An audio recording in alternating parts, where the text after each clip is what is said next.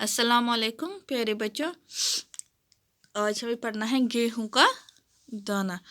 तो उम्मीद है सारे बच्चे अच्छी तरह से अपनी किताब की तरफ ध्यान देंगे। तो गेहूं के दाने के मुतालिक हमें आज पढ़ना है। एक बार कुछ बच्चे खेल रहे थे, करीब ही ज़मीन में एक दरार थी। कहते हैं कि एक दिन कुछ बच्चे आपस में खेल रहे थे तो ज़मीन में वहीं पर सामने एक करीब एक दरार थी, यानी फटा हुआ था ज़मीन। बच्चे खेलते खेलते वहां पहुंच गए। क्या देखते हैं कि वहां एक अंडा पड़ा हुआ। कहते हैं कि जब बच्चे खेलते खेलते वहां पहुंच गए, उन्होंने एक अंडा जैसा वहां देखा। जब उन्होंने गौर से देखा तो मालूम हो वो अंडा नहीं बल्कि गेहूं का दाना है। तो अब बच्चों ने उसको हाथ में उठाया, क्योंकि बच्चे मासूम होते हैं, वो देखते हैं, उनको बड़ी क्यूरियोसिटी हो कि हम ये जो चीज़ हमने उठाई है उसको गौर से देखें।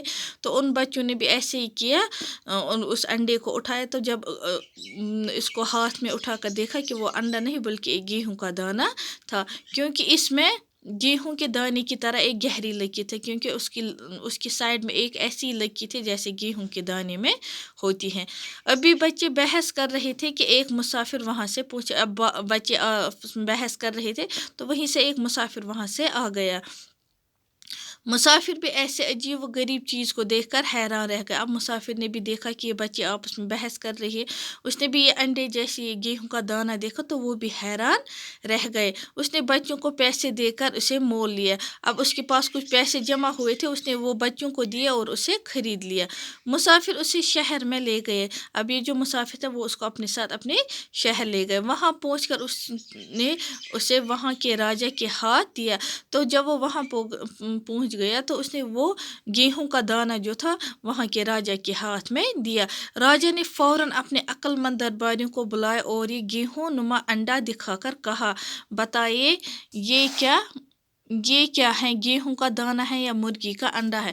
तो राजा ने देखा, अब वो हैरान कि ये क्या है। उसने जल्द से जो उसके दरबार में अक्लमंद ये थे उनको बुलाकर ये दिखाया कि ये बताइए क्या है, गेहूं का दाना है या मुर्गी का अंडा है। तमाम दरबारियों ने उसे गौर से देखा, किसी की समझ में कुछ न आया। अब दरबारियों ने भी उसे देख लिया तो वो भी हैरान रह गई कि ये क्या है। चुनांचे गेहूं का दाना पास से एक खिड़की में रख दिया गया। जरा सी देर में एक चील आई और उसने उसमें छेद कर दिया। तो कहते हैं थोड़ी देर उन्होंने उसको खिड़की पर रखा तो वहां से एक चील आई और उसने उसमें एक छेद कर दिया।